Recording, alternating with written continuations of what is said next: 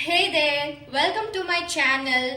Today we'll see the osteology part of mandible. This will be useful for both MBBS as well as for the BDS students. So let's go on. So mandible, this is one of the strongest bone and it is the only movable bone in the facial skeleton.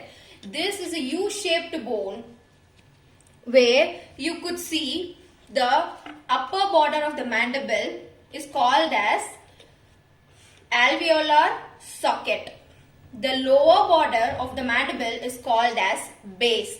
The bent portion here is called as genu. The lateralmost part, which is the extended part, is called as ramus of mandible.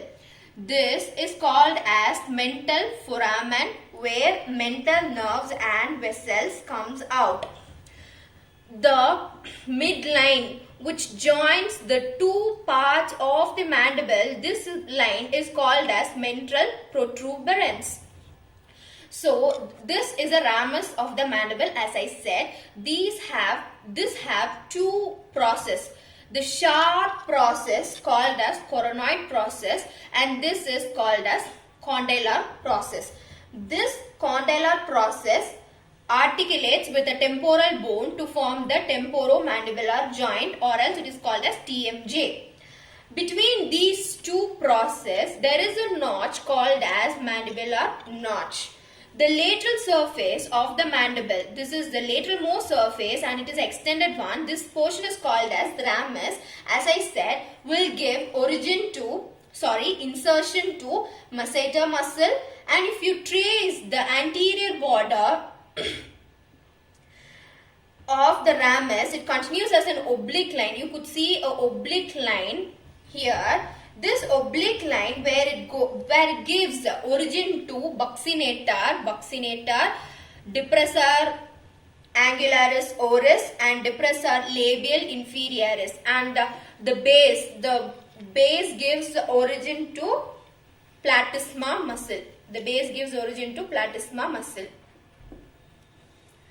And comes the coronoid process. This is a coronoid process. This coronoid process gives insertion to temporalis muscle. The depression below the condylar process. Here you could see a depression. This depression is called as pterygoid fovea. This pterygoid fovea, which gives insertion to lateral pterygoid muscle. The part of the lateral pterygoid muscle continues as articulating disc in the temporomandibular joint. And in the mental protuberance, this line, this most prominent line, you could see this line is called as mental protuberance. This line will give attachment to mentalis muscle and orbicularis oris muscle. The genu which gives attachment to the anterior belly of digastric. This is the outer surface of mandible. Let's go on to the inner surface of the mandible. So the inner surface of the mandible in the center behind the genu here, if you could see here, this genu, if we touch and feel, you could see some sharp projections.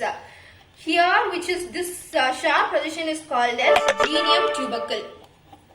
So there are two superior genial tubercle and two inferior genial tubercle.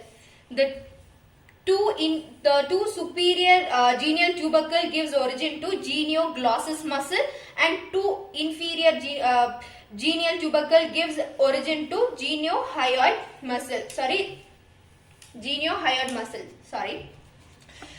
Inside this there is a foramen. You could see a most prominent one, this foramen. You could see this foramen. This foramen is called as mandibular canal. I think you all can see better this foramen. Yes? Hope yes. This foramen gives inferior alveolar nerves and vessels pass through this canal. This is the mandibular canal. So the inferior alveolar nerve is a sensory nerve which supplies to all the teeth and finally comes out as mental nerves. The groove which runs along the mandibular canal. You could see a groove. This is the mandibular canal. the groove here, this groove is called as mylohyoid groove, where mylohyoid nerves and vessels pass through.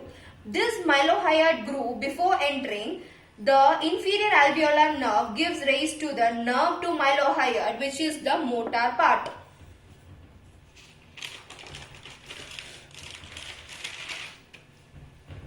And the line present in the medial side is called as oblique line.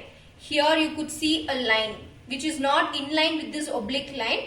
This line which is not in line with this groove, as I said, this line is called as mylohyoid line, which divides the inner surface above and below. The above is called as submandibular fossa and below is called as sublingual fossa.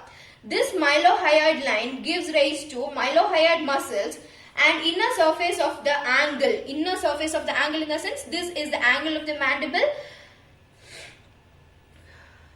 which gives insertion to medial pterygoid muscle, and the angle gives attachment to the stylomandibular ligament. Behind the molar teeth, here is the molar teeth. So behind this, here is the superior constructor get origin. Superior constructor muscle get origin and pterygomandibular raphe get attached. So let's see the ossification of mandible. So mandible ossified by both membranous and cartilaginous ossification. Cartilaginous ossification derived from the Meckel's cartilage from first pharyngeal arch. So from the mental foramen to the mandibular canal and genu and the two processes, that is condylar process and coronite process and the part of the ramus, are all from the cartilaginous ossification, and rest of the mandible is from the membranous ossification. Let's see how to identify the mandible. So there are quite number of differences. Let me say one by one how to differentiate the age of the mandible. So first, oldest mandible will give the will have 140 degrees. This is one of the oldest thing which gives the 140 degrees, and adults it will be almost right angle.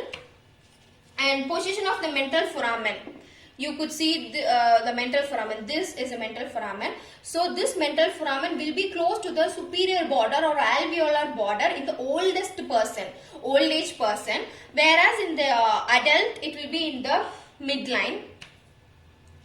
Almost in the midline. Children's near the base, because the ossification is towards the upwards, that is it grows from down to up. Next difference is the height of the condylar process and coronite process. So in children the condylar process will be lower and this coronite process will be much higher than the condylar process. In adults both will be in almost in the same height. Next, the most important difference is the children, because the teeth are not erased. The milky teeth still present in the body of the mandible. If we move the mandible, we can hear the rattling sound, whereas we cannot hear the rattling sound in the adult mandible. The rattling sound. That's all about the mandible. Thank you for watching. If you like my session, please share, like and subscribe. Thank you.